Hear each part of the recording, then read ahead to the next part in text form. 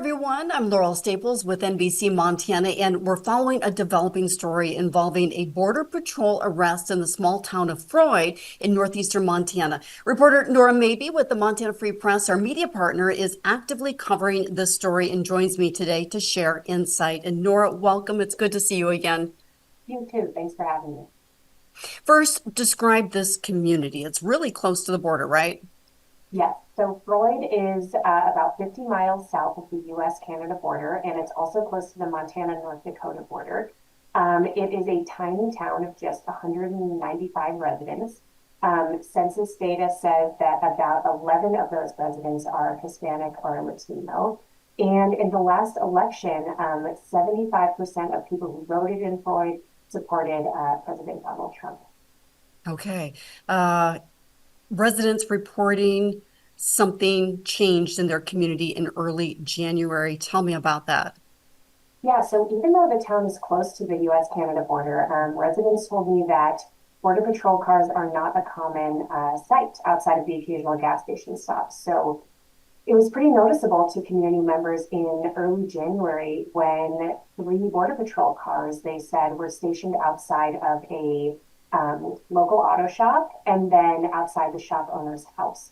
And community members have also told me that Border Patrol was sort of following this man who ran the shop and his family as they drove around town. So it was very noticeable to people in town. Okay. So then there was an arrest. Tell me about the arrest. Yeah, so on Sunday, Border Patrol arrested Froid resident Roberto Orozco-Ramirez. He is a 42-year-old father of four. He's a Mexican citizen, but he has been living in Froid with his family for more than a decade. And he started his own business called Orozco Diesel, which is the auto shop I mentioned. And so starting Sunday, he was in Roosevelt County Jail, which is, the local jail in northeastern Montana in that area. Then by Tuesday, he was transferred to Cascade County Jail in Great Falls, and then we had a hearing. And I should say, the complaint for him charged him with two things. One was illegal reentry of the U.S., and then the other was threatening federal officers. Hmm. So he was in the U.S. before years ago, right? Tell me about that. So the complaint says that Roberto was in the U.S. before and removed by ICE in 2009. So that's why one of the charges is illegal reentry. And then the other charge, threatening an officer, in the complaint, it says that when plainclothes officers driving in unmarked vehicles approached him at his business, he was immediately suspicious of them. And then as they were leaving, it alleges he yelled threats at them, and when they were driving away, threw a 2x6 piece of lumber in their direction. And so both of those charges, if he is found guilty, they come with a maximum penalty of hundreds of thousands of dollars in fines and then years of imprisonment. Hmm. And some say he turned himself in willingly. Yes, so I couldn't get into this too much in my story, but the reason I found out about this to begin with is on Sunday night, the Roosevelt County Sheriff posted on his Facebook page that Border Patrol had been staged outside of a business for a few weeks, I think, or days, and that the sheriff helped act as an intermediary and helped this man surrender to local law enforcement. But because Border Patrol was trying to serve a warrant for his arrest. And so I'm still trying to report more on those details. But yes, that is what it seems like happened. Well, it has sent a ripple effect through the community, right? I mean, and again, you mentioned this was a community largely supporting Trump. Tell me about this outrage that you're seeing. Yeah, so part of what makes this story so impactful is that the community has really responded in such incredible ways. So at first, when Roberto was in Roosevelt County Jail, right before his arrest, actually, there was a handful of protesters standing on the side of the road with signs supporting him, saying things like, we want people like Roberto in this community. And then after news spread that he had been detained, there was a lot of other community action. People circulated digital flyers on Facebook saying, stand with the Orozcos. They organized writing different letters to lawmakers. And really what they're asking for is for members of Montana's federal delegation to watch this case closely and take a look at it. And then also they're asking for, are there pathways for Roberto to pursue legal citizenship? They were organizing a meal train. And then in the latest effort on Wednesday, 14 Froid residents traveled 7 hours in the car one way to Great Falls to sit in on Roberto's first court hearing. And that hearing was 8 minutes long. And then I was there and I watched all the Froid residents, they were hugging after and crying. And then they all got back in their cars and drove 400 miles home. All right. You talked to family members. What are they telling you? Yeah, so I spoke with Roberto's oldest son, who's 18, and he's a freshman at Williston State College in North Dakota. And he, didn't want to talk too much on specifics of the case because the incident has really sparked a lot of fear in the community and within Roberto's family. But he said, he was stunned by the community support, and he had a really moving quote where he said, people provided help that he didn't know his family. And, that was really sweet to see. All right. Well, overall reaction to your story, what are you hearing, the feedback? Yeah, so I've gotten reader feedback from all over the country, actually, and people are very intrigued by this story. I've heard people wanting to know how they could best support Roberto and his family and his community.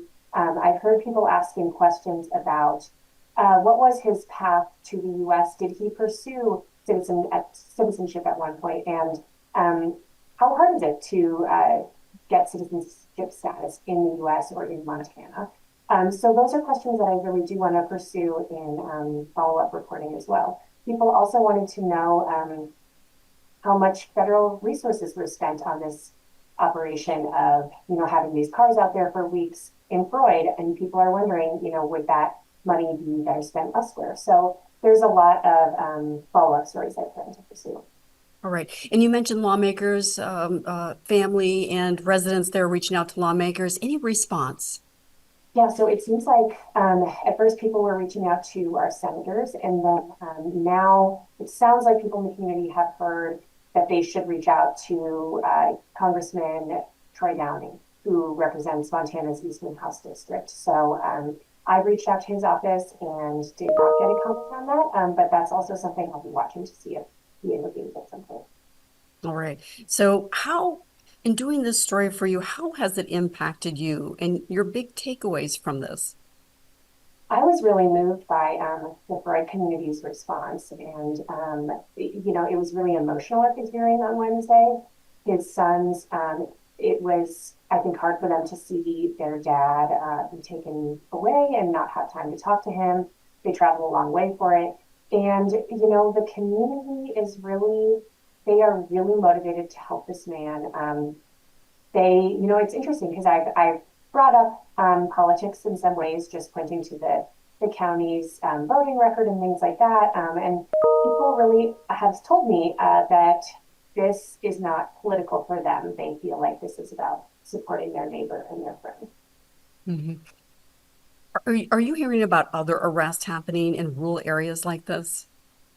So I haven't heard of too many, but we are getting a lot of tips recently about ICE presence and Border Patrol presence in more rural areas, and it's something we are planning to watch.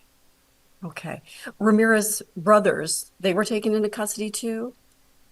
So in the complaint, it says that two of his brothers who are also living in smaller towns in eastern Montana were apprehended by Border Patrol in the spring and summer.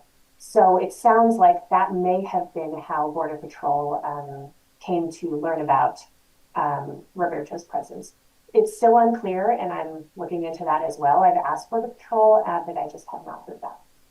Also, that same complaint alleges that he was a member of a gang as well. So a lot there to dig into. Yes, so the complaint, it states that Roberto has no criminal history. That's something the sheriff also alluded to in his own statement about the incident. However, the complaint mentions a gang affiliation. And so that's something I have asked Border Patrol about and have not heard back. But, it's important to note that there have been several cases, even in Montana.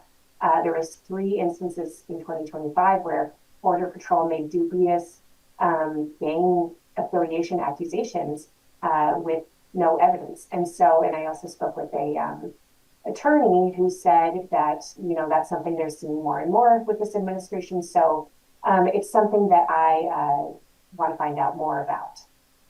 All right. You plan to travel to Froid and tell me about that. I'm planning to travel to Froid and spend more time with the community. And then Roberto has two hearings coming up in Great Falls. There's one next week, a preliminary hearing, and then there's a detention hearing the following week. And so I plan to be at those as well. And I think some Froid community members will be there too.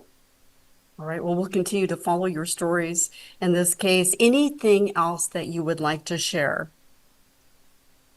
So I think just the next things to watch are on February 5th. There will be a preliminary hearing in Great Falls, and that's where a judge will decide if there's enough evidence in this case to proceed. And then on February 9th, the following week in Great Falls, a detention hearing is where a judge will determine if Roberto should remain detained as his case plays out. So those are the next things that we can all watch.